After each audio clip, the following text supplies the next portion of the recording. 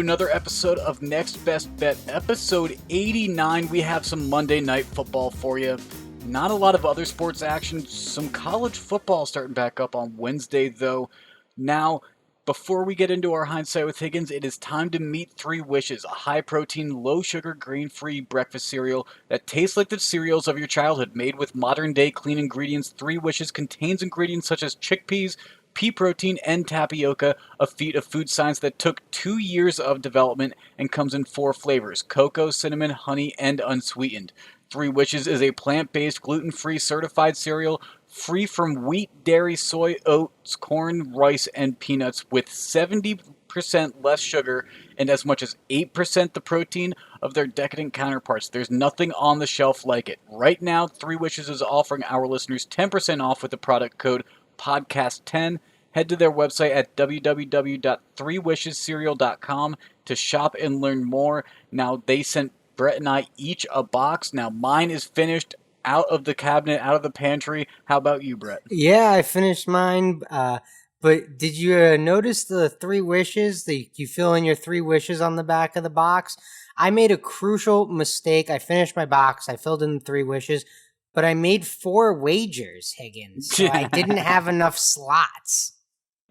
Well, I made a little bit more than 4 wagers myself in episode 88. Let's take a look at hindsight with Higgins here. I went 4-3, and I couldn't have been more wrong with my Titans pick, Brett. You were right with your confidence of Joe Burrow as he continues to kind of find his ground in the league right now. That didn't work for me. And the Chargers loss.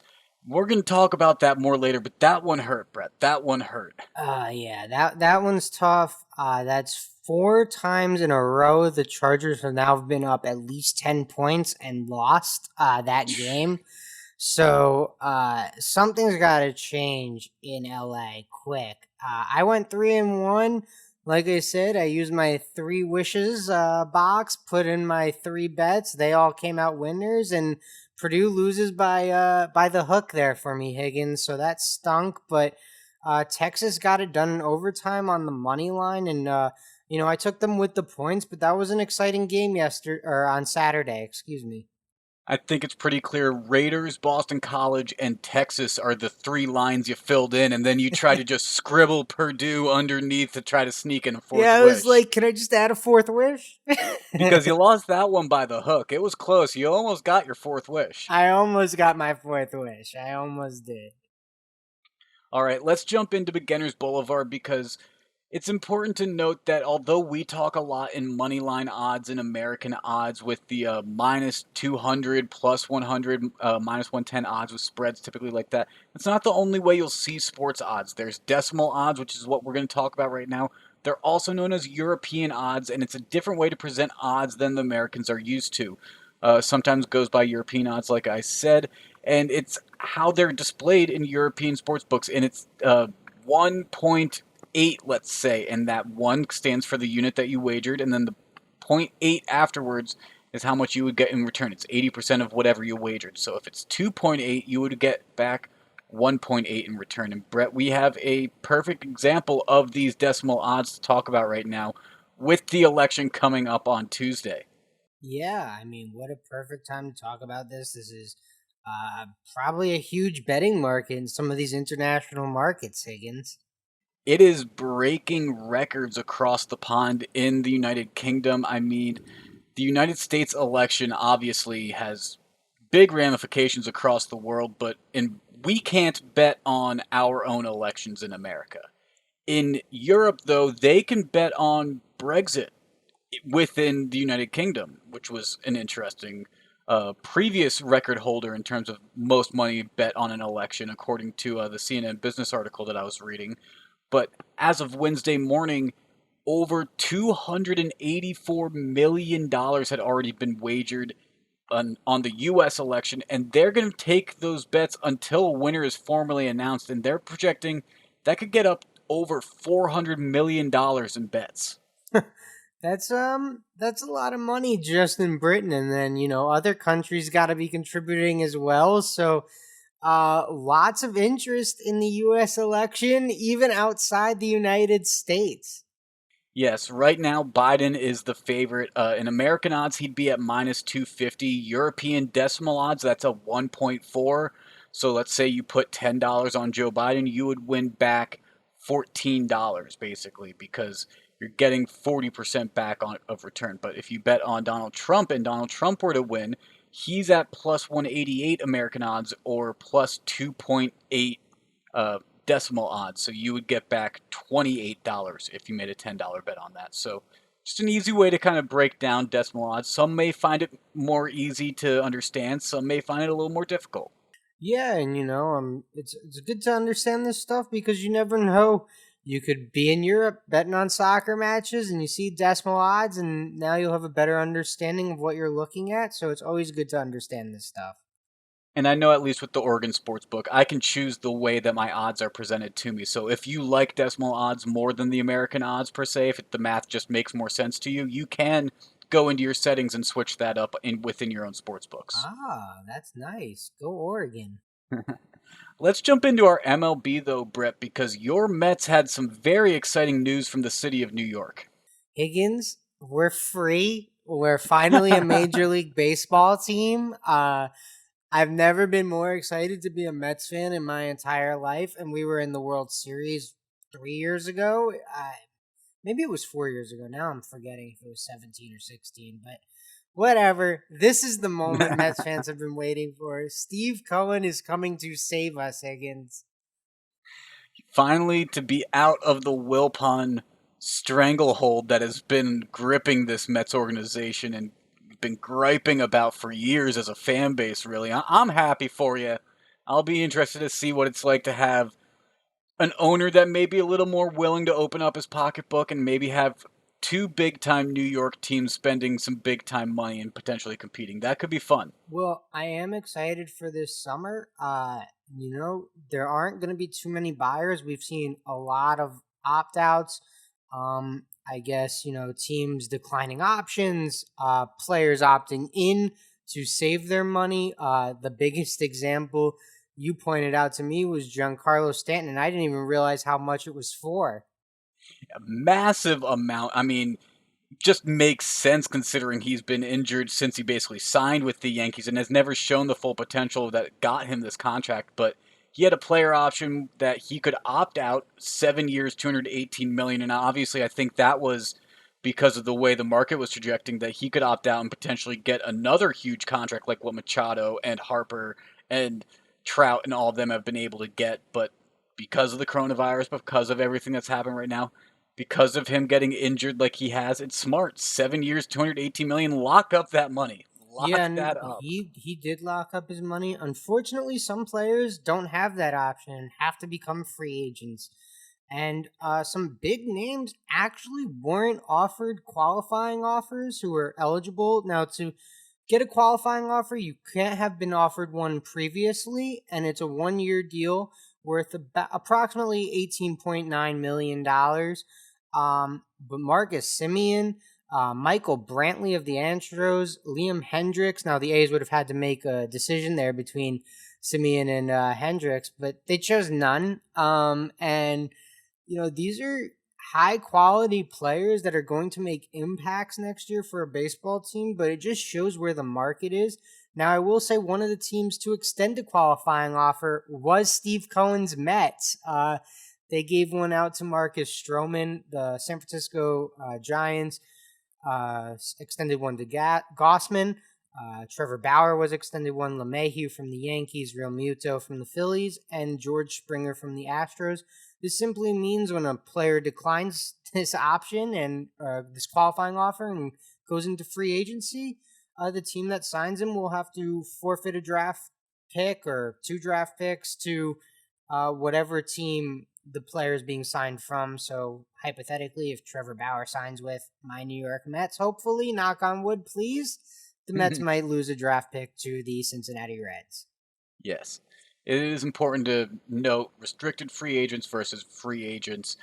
Should be an interesting little player pool with how teams are opting out of contracts. Some players are still opting in. I think it'll be a very interesting winter as we see some things shake up here.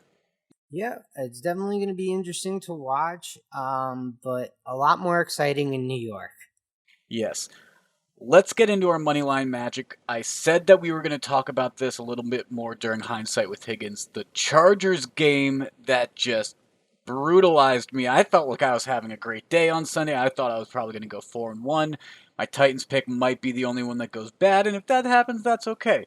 And then Drew Lock leads a 14 play, 81-yard game winning drive down the field to win the game as time expires. I mean, let's take it from the top. Badgley kicks a field goal for the Chargers to make it a 6-point lead for Los Angeles with 2:30 left in the game. Denver then marches all the way down the field, and it's 4th and 4 from the 18-yard line. Denver has not converted a fourth down conversion all year long. They're the only team left in the NFL that hasn't done it yet. And a penalty by the Chargers secondary in the back of the end zone. It was the right call. It was pass interference. His head wasn't turned around. Moves the ball to the 1. It gives them an untimed down to potentially win the game. Just Drew Lock rolls out to his right. Defender has to make a decision. Does he go after Lock or stay with the receiver? He tries to go for Lock. Great pass, great catch by KJ Hamler, falling into the back of the end zone, ties up the game, and then the extra point wins it in a walk-off manner, which you don't always get in football. Yeah, I mean, actually, both Nittany Lion receivers for the Broncos caught touchdowns in this one.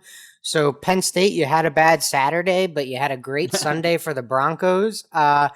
And I couldn't help watching that game winning drive, Higgins, thinking to myself, holy crap, John Elway may have actually stumbled into his guy here. I mean, he looked fantastic in the second half. I don't know what the Broncos were doing in the first half, but that second half, that was a different team. Throws 3 touchdowns. I mean, they looked really good, and he looked really poised. Yeah, the Chargers were up 24-3 at one point in the third quarter.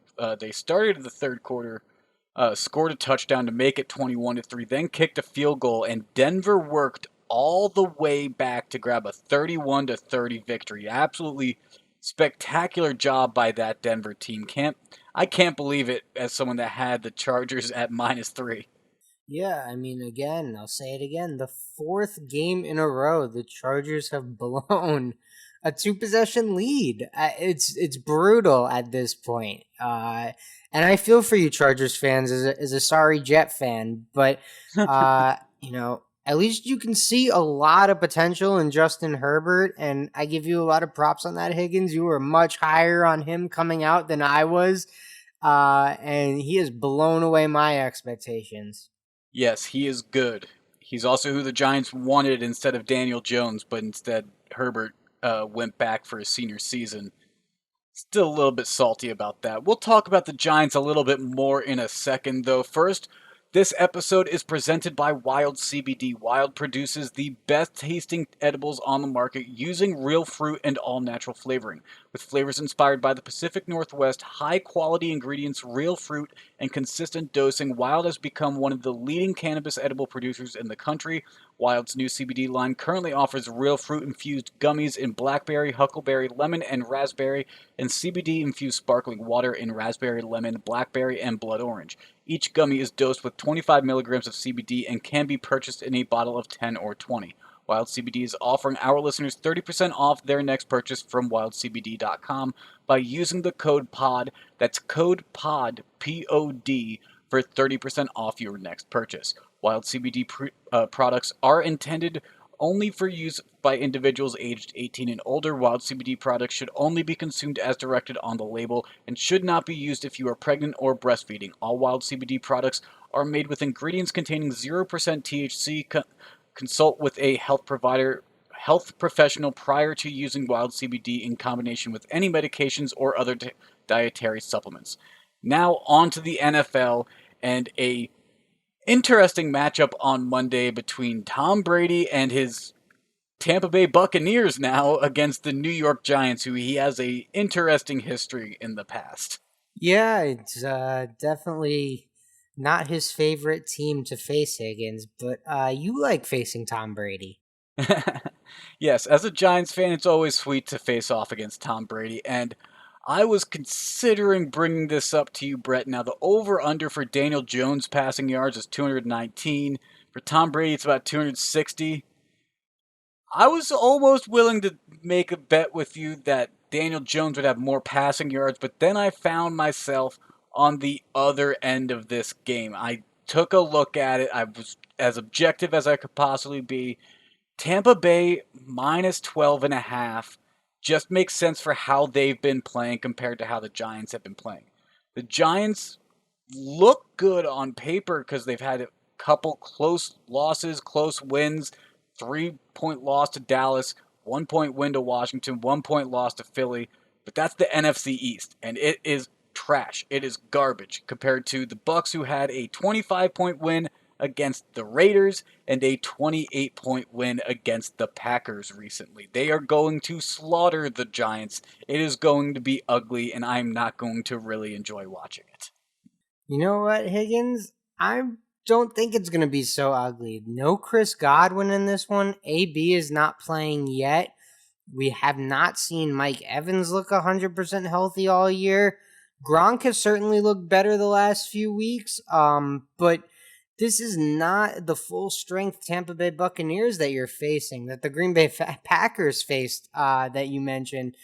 And simply because of that, I'm taking the Giants, who are 4-3 against the spread this year. I don't necessarily think the Giants are going to win this game, but I'm pretty hopeful they'll be competitive for your sake and for my sake, and maybe for my wallet. But that's kind of what I see there. And something interesting I noticed on two sports books actually in New Jersey, both pass attempt props for both quarterbacks were in the 30s.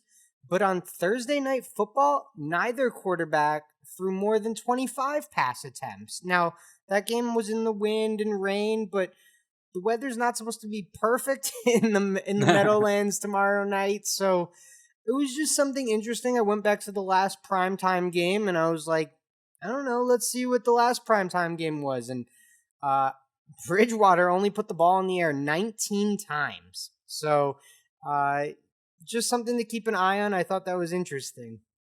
That is a very interesting point to make right there. This is the time of year that you have to start really paying attention to the weather because some of those northern games can get snowy, windy, wet, very, very tough conditions to play in potentially. So it is absolutely very important to start paying attention to the weather. Brett, you also brought up Antonio Brown, and I was wondering, I haven't seen anything on this. Do we know, has it been decided what helmet he's going to wear yet? What- I kept saying, like, is he gonna show up and his feet are gonna be all burnt, or is he gonna come in a hot air balloon? There's so many questions, but honestly, I expect him to put up big numbers his first week he's out there, because Brady's not sure how long he's going to have him out there, so he's going to get him the ball as much as he can. We saw that last year in Miami, the 1 week they played together. Jay Glazer put out some reports that they've been living together again at now Derek Jeter's house. So uh, who knows what's going to go on, but they clearly have some sort of connection, Higgins. It'll be very interesting to see how that duo works out in Tampa Bay. And compared to how it worked out in New England, I find the entire thing very, very, very interesting. And only time will tell how it goes. Let's take a look at the college football not playoffs, the college football Wednesday maction that we have before we jump into our pick of the pod and Levy Lock. But Brett, before we talk about the maction, I do want to bring up one transitory thing between the NFL and college football. I was looking on FanDuel earlier, and you can bet on future props of the top overall pick in the 2021 NFL Draft. Trevor Lawrence is minus 650 on FanDuel right now. Justin Fields is plus 500. I think Justin Fields is the only one that would possibly compete with him to take that top pick. I think that's good value compared to Trevor Lawrence being out with coronavirus, being out next week. And who knows, there even have been those rumors of him staying for a senior season even though that's not what a lot of NFL GMs are expecting. There's still rumors of it. So plus 500 for the obvious only other pick to be taken in the number one, I thought was pretty interesting odds. Yeah, I'd tell you to save your money. But I don't know. I actually think Trevor Lawrence is just the guy. Like I minus 650. I feel like as we go on in this thing, it's just going to get worse and worse. Like by the time the draft rolls around, it could be minus 10,000. So you never know, but you bring up a great point. Justin Fields is the competitor.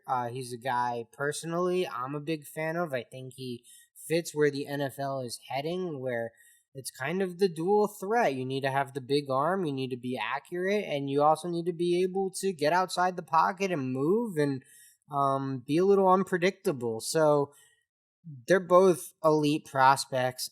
The Jets would be fortunate to have either of them and get our hands on them and ruin them. So I look forward to ruining Trevor Lawrence or Justin Fields' career, but it'll be very exciting on draft night.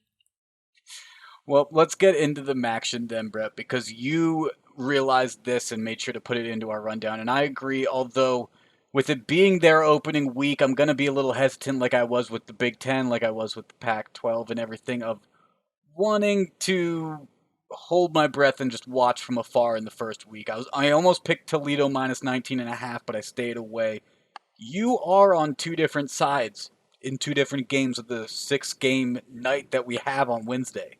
Yeah, so I mean, I totally understand the strategy. Let's see what these teams look like. We haven't seen them. The Mac's playing like a 6 game conference schedule here, so it's going to be a super quick season. And they But have to play at least 3 games to be eligible for a conference championship. oh, that's a good I saw note. that announced. That's a good note.